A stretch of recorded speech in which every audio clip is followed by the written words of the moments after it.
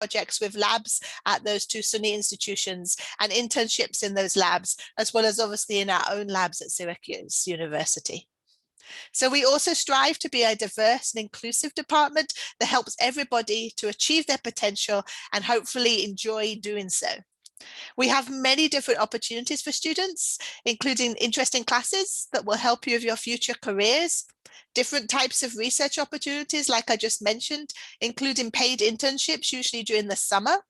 There are lots of different student societies and clubs and other ways to interact with other students and different professors and learn more about the many different areas of biology, biochemistry and biotechnology, because as hopefully you know, we offer degrees in all three of those. So both biology degrees, also biochemistry degrees and biotechnology degrees. So for any of you that might be interested in health professions, we also have a student-run campus ambulance service that many of our biology students volunteer with, and there are lots of other voluntary opportunities at SUNY Upstate Medical University.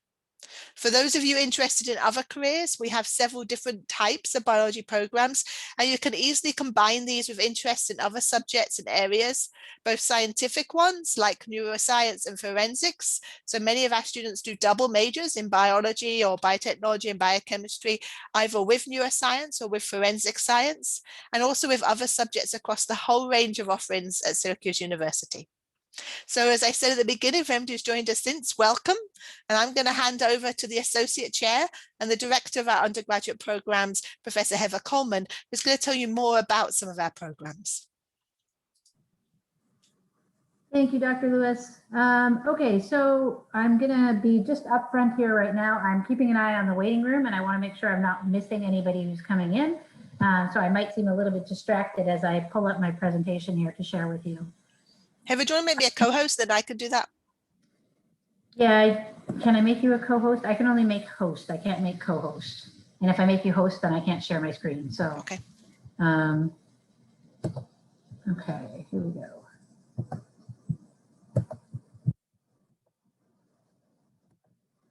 All right, so Kate, you can see my screen okay? Awesome. Let me just pull up participants so I can see that if anybody comes in. I'm going to slip that off to the side somewhere. All right, so as Dr. Lewis said, my name is Heather Coleman. I'm the Associate Chair and the Director of Undergraduate Studies in the department. I'm also an Associate Professor in the department, and my research area lies within understanding how and why trees grow as big as they are, essentially. So I'm interested in why trees produce the amount of biomass that they do, so the amount of wood, and what makes them different from other plants.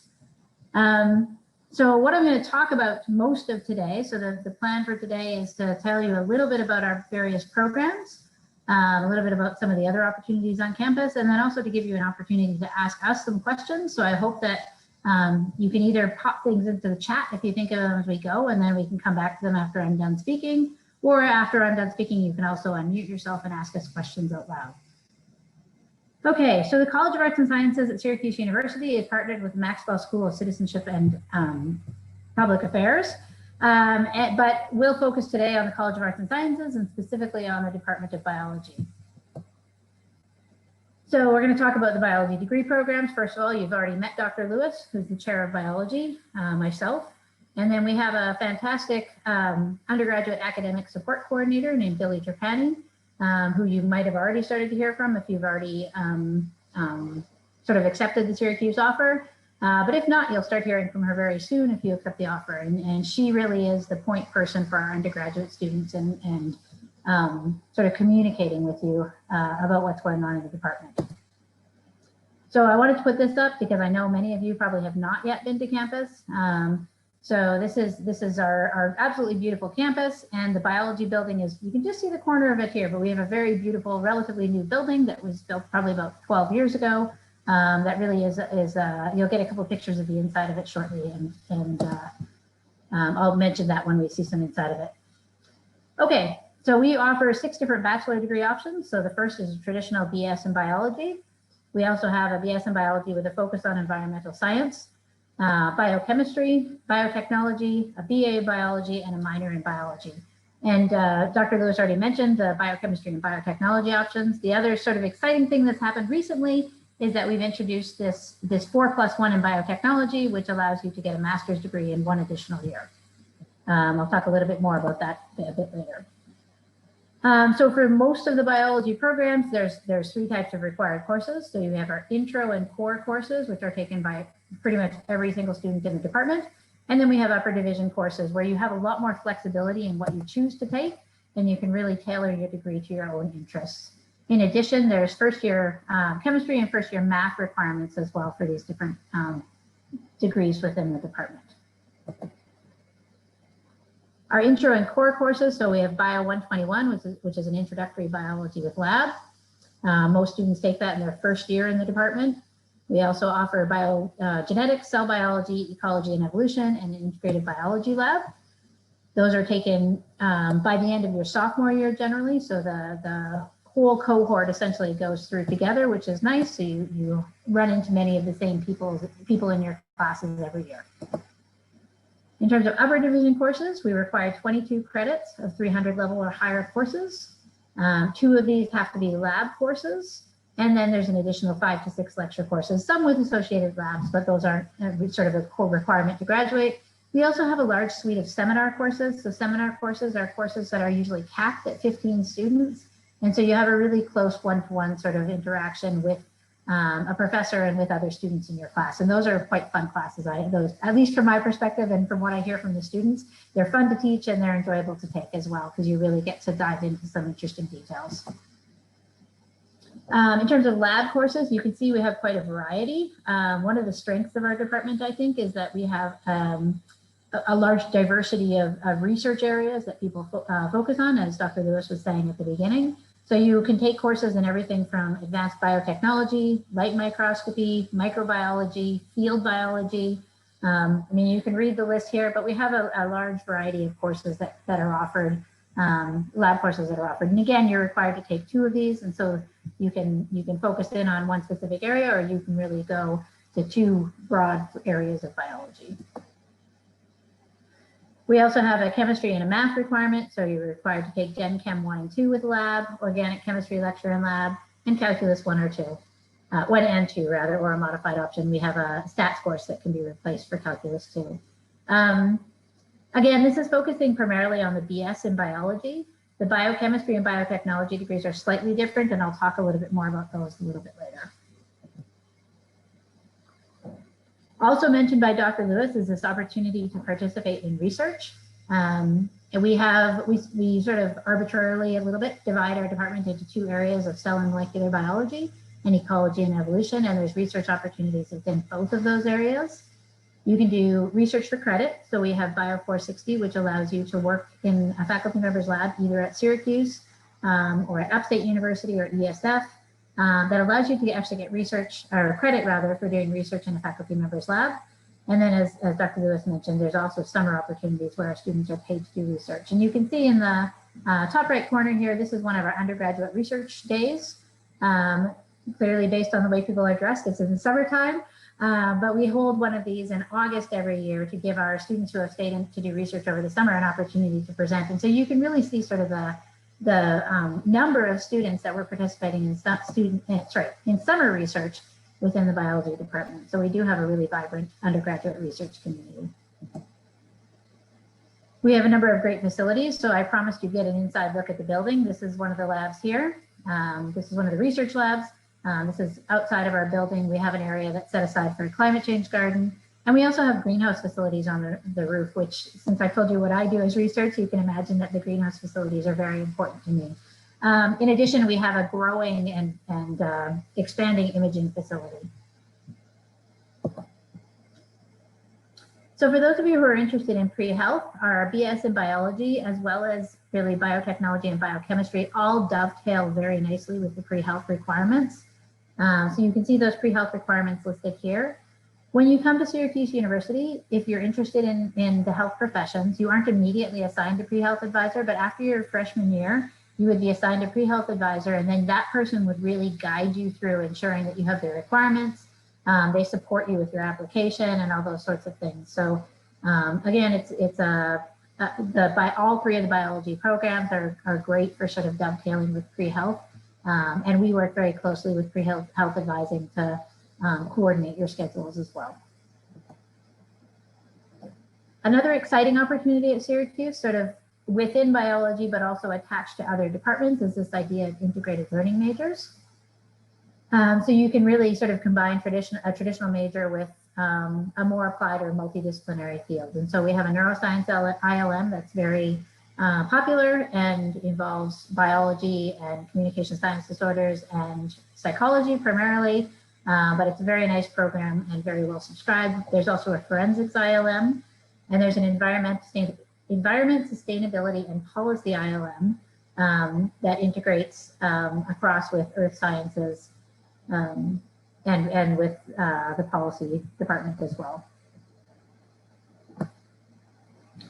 So switching gears a little bit, those ILMs can really be partnered with any of our majors. I talked primarily about the BS in biology at first, and now the biochemistry degree. I'll just briefly touch on this, that our BS in biochemistry is appropriate for students that are interested in obviously advanced degrees in biochemistry, molecular biology, and biophysics. But it also, again, pairs really nicely with that pre-health sort of stream for students.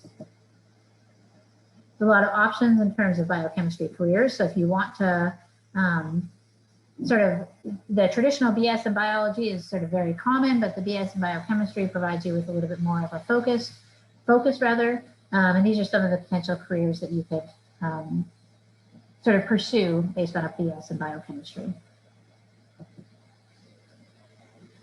The biotechnology degree is the third of our major degrees. So it's really using science to solve real world problems. There's a number of great examples here of ways that you can utilize a biotechnology degree. It's interdisciplinary, so it does allow you to take courses in economics, in entrepreneurship, and then also a couple of engineering courses. There's a wide selection of electives, so you can really sort of create your own individual plan. And it's unique in that it provides a bit of a competitive edge for applying to graduate schools or professional schools. And again, this is at least sort of speaking with my undergraduates, biotechnology has been utilized for students who are in pre-health as well.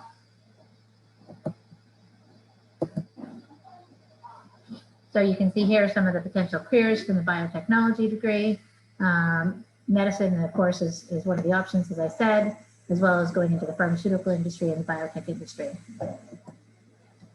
Then, of course, I want to also highlight this 4+1 program. So you can get your BS in biotechnology in 4 years. We have a 1.5-year biotechnology MS, but if you've done the BS in biotechnology here at Syracuse, you can complete that MS degree with just 1 extra year, which is why we call it our 4+1.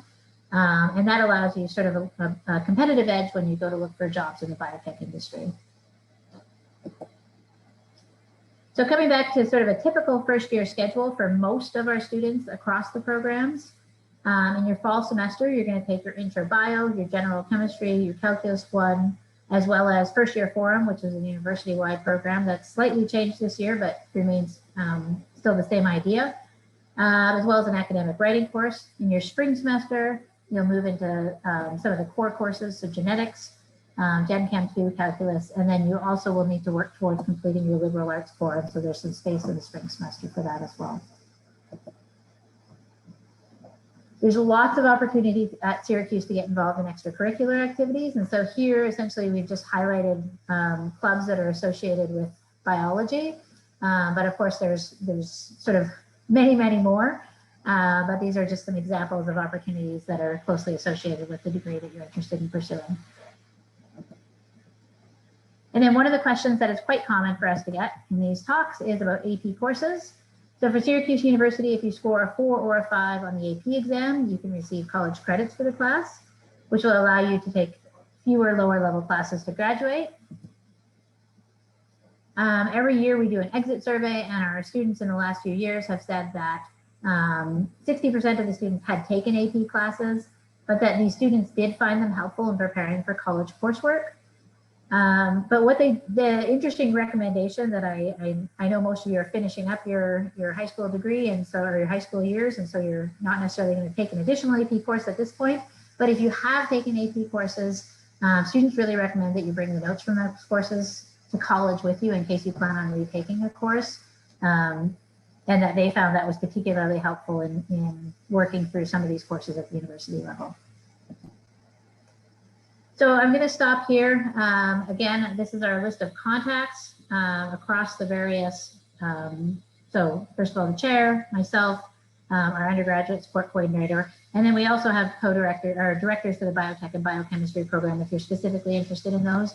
But of course, you are more than welcome to just email me directly or email Billy if you have specific questions about any of the programs, and we'll be able to support you with those questions. Oops. Okay, so I'm going to rearrange my screen here. I'm going to stop sharing so that I can see more of you or more of your empty black boxes. But if there's, so I guess right now is the time that if you have questions, we'd love to hear any questions. If you want to unmute yourself or you raise your hand, maybe if there's going to be more people interested in ask questions, you're also more than welcome to put them in the chat. And Dr. Lewis and I will field both the chat, and then we'll also try to keep an eye on if hands are raised. If anybody has any questions about the department or the college, any of the things that might be on your mind about coming to Syracuse University. If you're not sure how to raise your hand, at the bottom of your screen, there should be a little thing that says reactions. If you click on that, then there's something you can click on that raises your hand. And then you jump to the top of our list and we can see that you want to talk to us. So how will first year required courses be different if a student already has taken SUPA biology in high school? So I think the biggest thing here is with any of these sort of advanced placement courses is that you're not required at that point to take Bio 121, at least from a major point of view. Some students still choose to take Bio 121 just to sort of get acclimated into university courses and into the community, but you wouldn't be required to take that course. And depending on what other courses you've taken, that would also impact which courses you need to take in your first year. Many of our students still sort of start with the calculus and the chemistry, and if you don't require those intro biology courses or the intro chemistry courses, sometimes they'll start with a higher liberal arts core load and then still go into the upper division biology courses in their second year. We actually have in the College of Arts and Sciences advising, should you accept the offer to come to Syracuse, you'll be connected with an advisor named Genevieve Fridley, and she is absolutely fantastic about guiding students through that first year of registration. And she'll be able to look at exactly what you've taken in high school and give you excellent advice about what you should be taking in your first year, regardless of what you're coming in with. So the next question that I see is, when do most students start getting into research? That absolutely varies. So if you're coming into Syracuse and you know that you want to get involved in a research lab, you can start reaching out to faculty as soon as you want. So it's never too early from my perspective. I'm always thrilled when first year students email me and want to do research. What I recommend is that you take a look at our website, and that all the faculty members have websites that tell you what kind of research they do, what sort of papers they've published recently, and you can get a little bit of a feel for their lab, and then just start reaching out to people and tell them why you're interested in what they do and how you sort of what your passion is and why you want to get involved in their research. I think one thing that I would ask you to remember is that sometimes we get a lot of emails, just in general, not necessarily from undergrads, but emails might slip down the inbox. So don't be shy about sending a second email if you don't hear back from somebody within a couple weeks.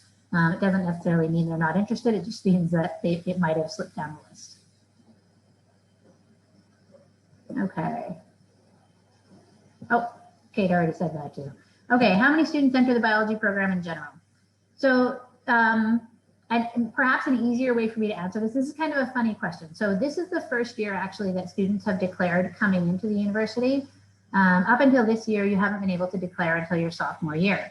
And so this is a very different sort of system for us. And so this year we have about 130 students graduating with biology related degrees. And so that is sort of probably the most accurate way I can define that. So we have about 130 students in each year. So seniors, juniors, sophomores, and first years. So yeah, that would be the easiest way for me to find it. Our first year courses are large. So Biology 121 is a big course. One of the things that we're doing this year to sort of build a bit more of a semblance of community is we're piloting a peer mentoring program for our incoming first years. So small groups of first years will be paired with upper division students so that they have somebody who can sort of help them navigate the system. It'll also allow you to, in that first weekend on campus, get to know a couple of your classmates that are coming in with you into the biology program. And so there will be information going out about that to students after May 1st. So if you're interested in that, I would encourage you to keep your eye out for emails from Billy. And there will be information on how to get involved in that program as well.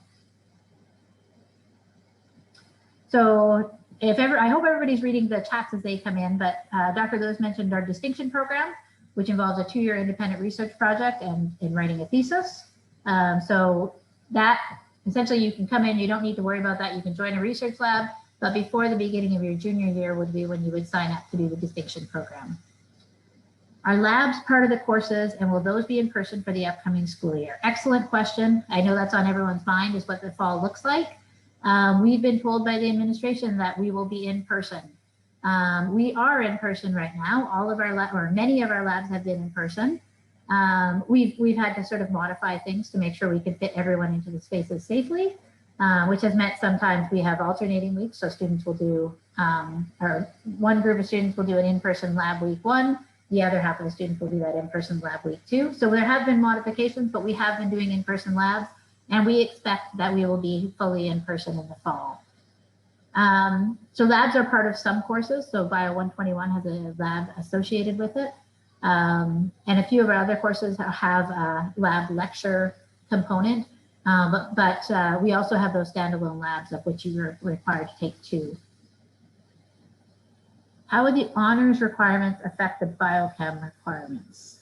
So I'm trying not to double answer. For that one, I answered in the chat, but I haven't answered some of the ones that came after that. So the summer programs between fall, for example. That is an excellent question. I know there are some, and I'm afraid I don't know the details as to who they're for or how it works. But if you dropped us an email, we could find that out for you. Okay, so is that where we at, or did we miss any? Typical class sizes is one that I might have missed, or did you get that one? I just said that they really vary. So it varies from like maybe 10 students to, as Heather said, intro bio is several hundred. But what I put in the chat was the larger classes usually have smaller group opportunities associated with them. So recitations, sessions with TAs, things like that. Okay. I don't want to miss questions. Maybe I'll work from the bottom. What would you say is the most well-known bio extracurricular and why?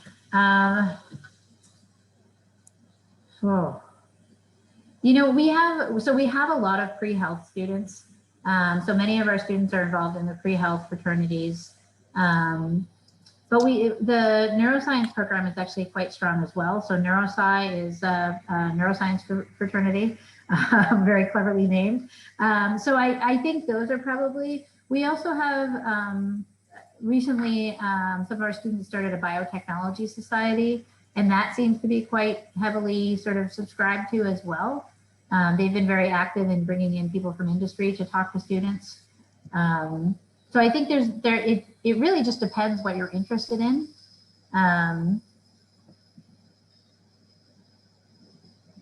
So Kate, there's a question here about the integrated learning major, especially the neuroscience one. And I know you're more intimately familiar with neuroscience than I am, so.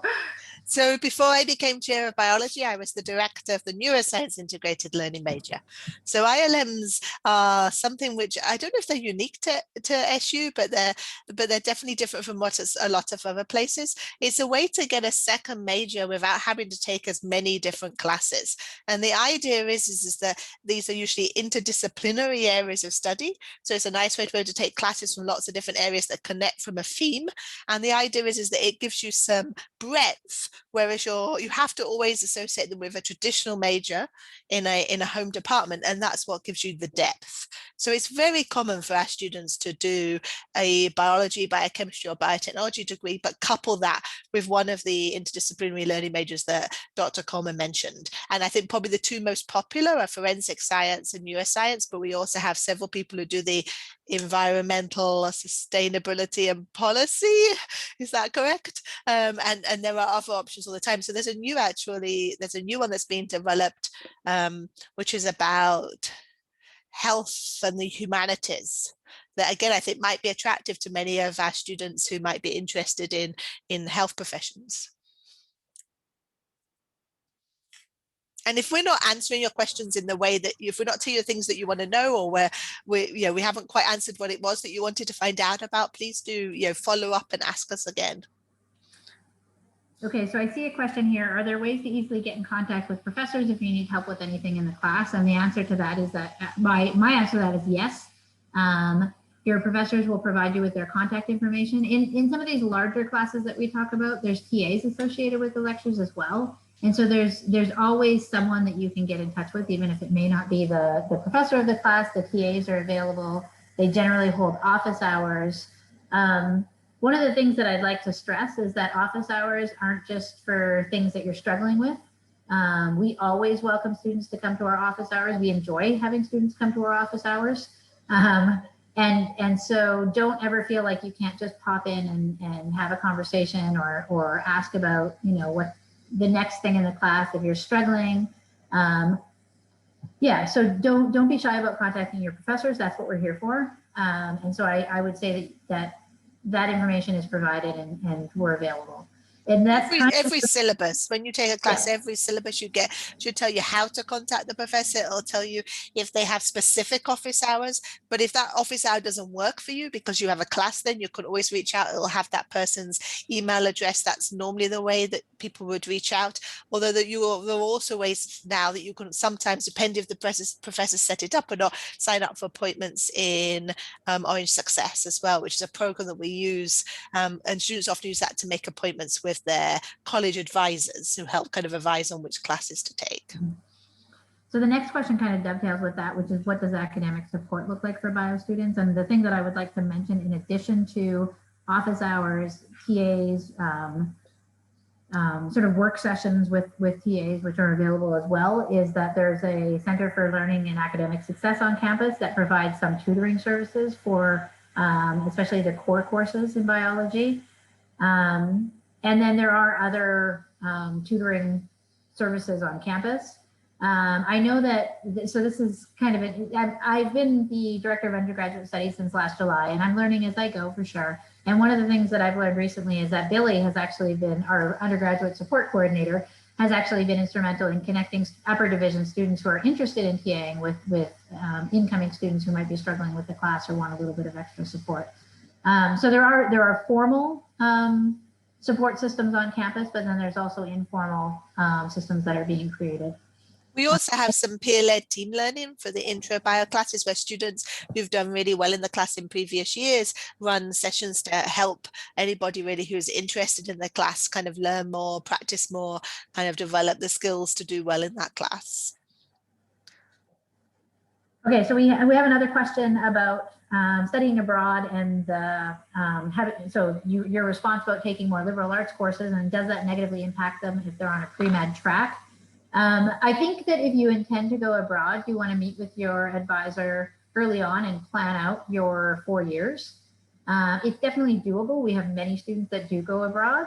And what you do is you load an extra biology class onto a semester when you're here in person, or onto a few semesters when you're here in person, so that semester when you're away, you don't have to take the biology courses. It's doable. We have plenty of students who do it. You need to plan in advance. You don't want to plan to go away fall semester of your senior year and not have planned to take those courses that you require in your junior year. And I think this might have been actually a misunderstanding of something that I'd written in the chat, where somebody was asking about maybe spending the first semester abroad. So there are places that you can go with SU abroad where you can take biology classes, but I don't think there's anywhere where you can necessarily take intro to bio. So if you're going abroad like as a junior, sometimes you can take some biology classes, but often you'll be taking classes that you otherwise would have had to have taken on campus to fulfill your liberal arts core.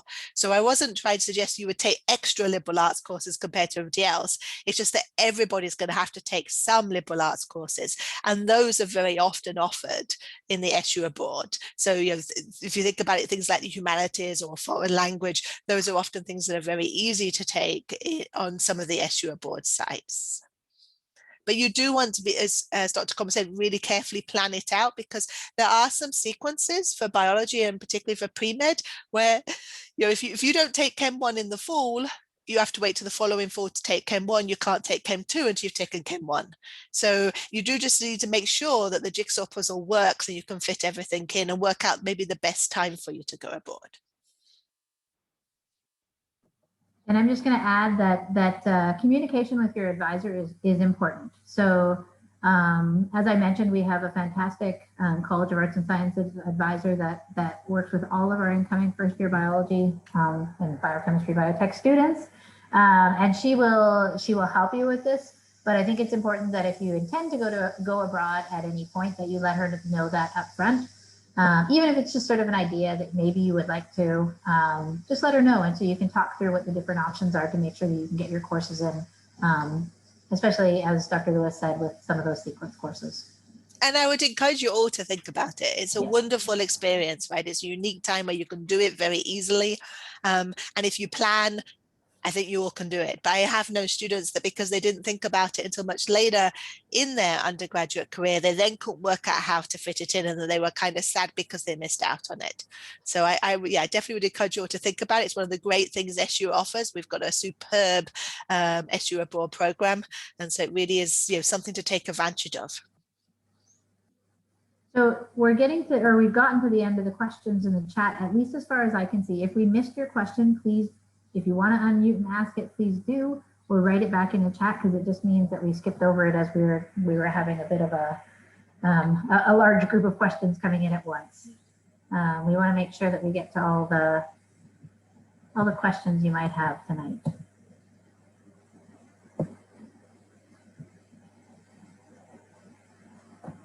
The other thing that I would say is, maybe I'll just put my email in the chat real quick. Did I spell it right? Yep. All right. So if you don't have any questions right now, or if you do have questions that you just don't want to put into the chat because they're sort of specific to you, feel free to copy down my email and send me an email. I'm more than happy to answer questions about the program, the university, Syracuse, anything. I don't know many Otto the Orange facts, but I can look them up. But if you have questions, don't hesitate to send an email. We want to make sure that any of your questions or concerns are addressed. And if you haven't already, I'd encourage you to go look at our website. There's obviously extra information there and links that you can follow to other places in the university.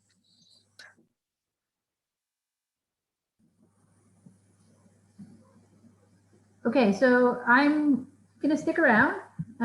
If you have questions and you want to stick around and put some more questions in the chat or ask questions, please feel free.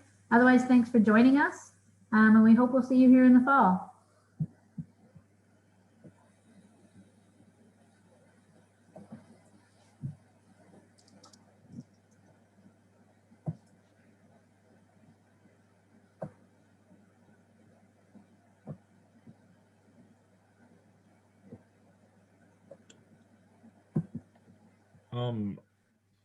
I actually have a question. So I was planning on doing like physical therapy or orthopedics. Does that work out with like biology major and going into pre-health and everything?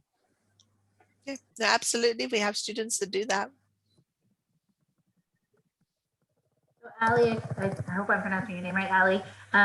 You asked if AP Stats is needed for a bio major. I don't know for sure actually how that translates. So we do have the option of taking Calculus 1 with a stats course, but I would have to look in to see if AP Stats transfers directly for that stats course. So if you want to send me an email, I can look into that for you. Because I just don't know. It's not commonly. And to add to the previous question about kind of different health professions careers, so we have a health professions advising team.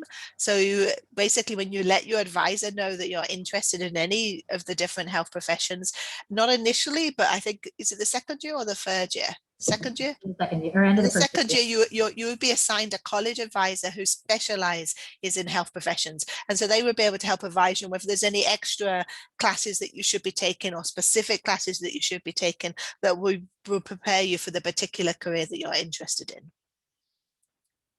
So for example, they might, for what things you're interested in, they might, for example, recommend that you take anatomy and physiology, or they might recommend that you take some other classes that they know that those schools will be particularly looking for people to have. But you could absolutely combine that with any of our biology degrees. Okay, thank you. I had the same question I was Okay, good. ask. Yeah, thank you. Nice to meet you. A pleasure.